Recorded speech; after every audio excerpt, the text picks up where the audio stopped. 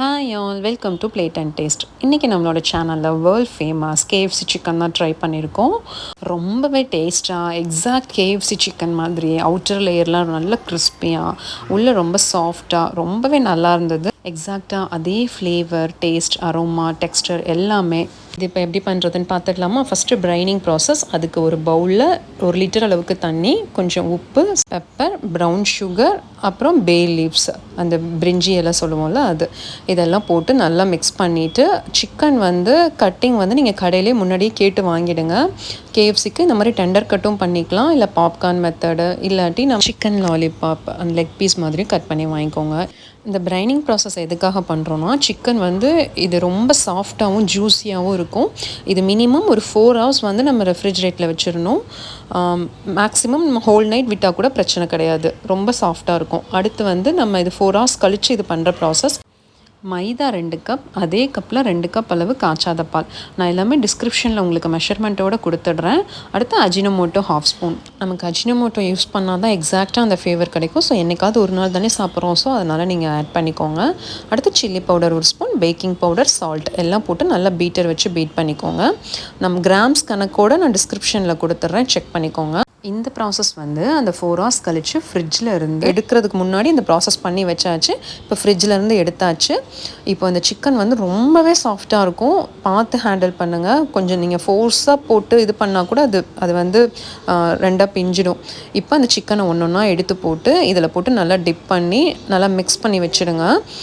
Next process நம்ம பண்ணலாம். அதுக்குள்ளே இது ஒரு 1/2 hour நீங்கள் இதே மாதிரி மேரினேட் பண்ணி வச்சுடுங்க. இப்போ அடுத்து ப்ரெட்டிங் ப்ராசஸ். இது எதுக்குன்னா, நமக்கு அந்த சிக்கனுக்கு மேலே அந்த கிறிஸ்பியாக ஒரு லேயர் இருக்கும்ல, அதுதான் இது. இதுக்கு மைதா ஒரு 1/2 கிலோ போல் நான் எடுத்துக்கிட்டேன். உப்பு, பெப்பர் ஆட் பண்ணிக்கோங்க. ஆட் பண்ணி நல்லா எல்லாத்தையும் மிக்ஸ் பண்ணிவிட்டு அதுக்கப்புறமா ஜலிச்சு எடுத்துருங்க. இதில் லாஸ்ட் ப்ராசஸ். இது முடிஞ்சிருச்சுன்னா அவ்வளோதான், நம்ம சிக்கன் டைரெக்டாக ஃப்ரை பண்ணி எடுத்துடலாம்.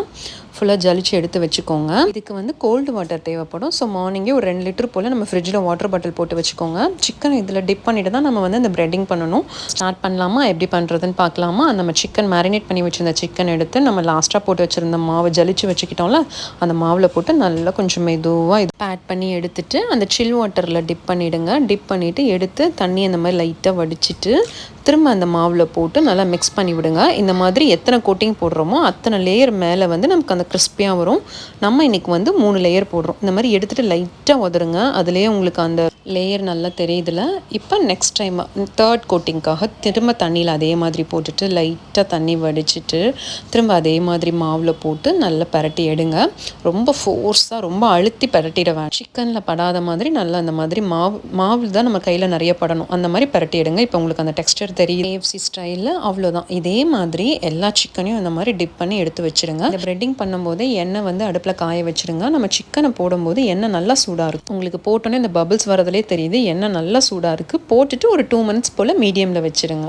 இது நல்லா 2 பக்கமும் திருப்பி விட்டு கோல்டன் ப்ரௌன் வரும்போது எடுத்துட்டா அவ்வளோதான், கேஎஃப்சி சிக்கன் ரெடி. இதில் மேக்ஸிமம் வீட்டில் இருக்கிற இன்க்ரீடியன்ஸ் தான். ஸோ நம்ம ஈஸியாக பண்ணிடலாம். இப்போ இதை செய்ய போகிறோன்னா மார்னிங் போல் நம்ம சிக்கன் வாங்கி பிரைனிங் பண்ணி வச்சுட்டா போதும். ஈவினிங் போல் இதை செஞ்சிடலாம். இதில் நம்ம உப்பு மட்டும் பார்த்து ஆட் பண்ணிக்கிறோம். ஏன்னா நம்ம 3 ப்ராசஸ்க்கும் நம்ம உப்பு ஆட் பண்ணுறோம். ஸோ அது மட்டும் நீங்கள் பார்த்து கரெக்டாக ஆட் பண்ணிக்கோங்க. நான் உங்களுக்கு மெஷர்மெண்ட் கொடுத்துட்றேன். அதே மாதிரி நீங்கள் ட்ரை பண்ணுங்கள். எக்ஸாக்டாக நம்ம கேஎஃப்சி சிக்கன் ஸ்டைலே வரும். ஃபைனலி நம்ம வீட்லேயும் world famous KFC chicken ready பண்ணிட்டோம். எக்ஸாக்டாக அதே ஸ்டைலில் அதே டேஸ்ட்டில். நீங்களும் வீட்டில் ட்ரை பண்ணி பாருங்கள். பார்த்துட்டு எப்படி இருந்ததுன்னு சொல்லுங்கள்.